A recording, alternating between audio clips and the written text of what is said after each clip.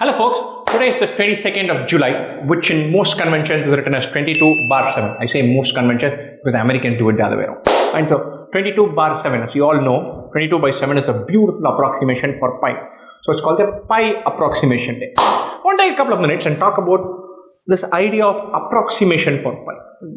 Pi, we taught, is either 3.14 or 22/7.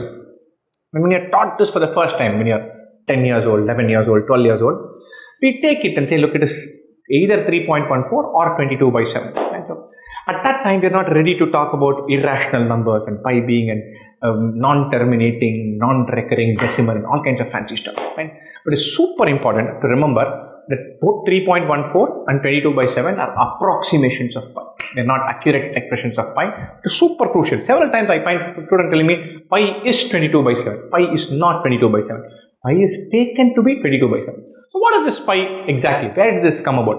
Pi is a ratio between the diameter and circumference of a circle.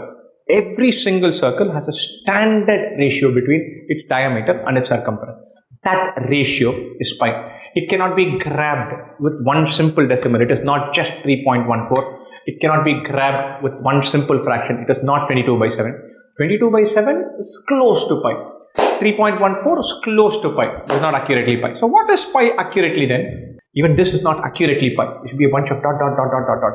And these days pi has been approximated to, I don't know, billion digits or more perhaps.